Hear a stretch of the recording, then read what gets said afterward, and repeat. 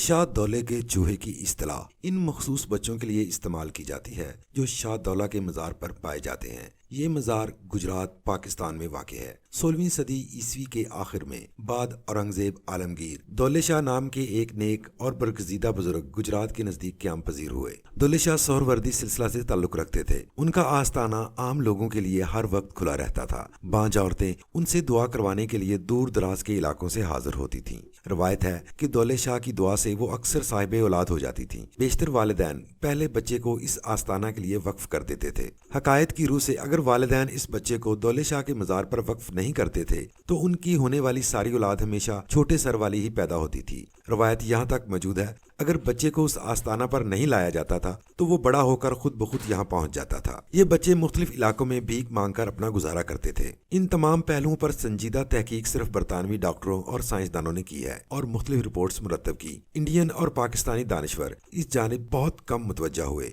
उनका बतौर मुहक्किक इस मामले में तज्जिया तकरीबन ना होने के बराबर है। कर्नल क्लॉड मॉर्टन 1839 इस दरबार पर पहुंचा। उसने चंद खवातीन को अपने बच्चों को दरबार के लिए वक्फ करते हुए भी देखा। उसके मुताबिक ये रस्म बहुत पहले से चली आ रही थी। ताहम बच्चों की जिस्मानी हालत के मुतल्लिक उसने लिखने से गुरेज किया है। 1866 में डॉक्टर जॉनस्टन दौले शाह के दरबार पर आया। उसको वहाँ 9 बच्चे मिले। उन बच्चों की उम्रें 10 और 19 बरस के दरमियान थी। इन तमाम बच्चों के सर बहुत छोटे थे और वो दौले शाह के चूहे कहलाते थे। डॉक्टर जॉनस्टन वो पहला साइंसदान था। इन तमाम बच्चों के सरों को फलादी खौल या किसी और मैकेनिकल तरीके से छोटा किया गया है। 1879 में हैरी रियोट कार्नेट ने इस दरबार पर तहकीक की। उसने लिखा हर साल तकरीबन 2 से 3 बच्चों को दरबार के लिए वक्फ कर दिया जाता है। उसने मासूम बच्चों को चूहा बनाने के मुतल्लिक लिखा कि इन बच्चों के सरों को मैकेनिकल तरीके से छोटा किया जाता है और इसमें मुख्तलिफ हरबे इख्तियार किए जाते हैं। फ्लोरा एनी स्टील ने 1886 में इन बदकिस्मत बच्चों के मुतल्लिक लिखा कि दरबार पर ये बच्चे बिल्कुल तंदुरुस्त और सेहतमंद होते थे और इनमें किसी का सर छोटा नहीं था, मगर मुकामी लोगों के चंद ग्रोह इन तंदुरुस्त बच्चों को पूरे हिंदुस्तान में फरोख्त कर देते थे और उनकी जगह छोटे सर वाले बच्चे ले आते थे।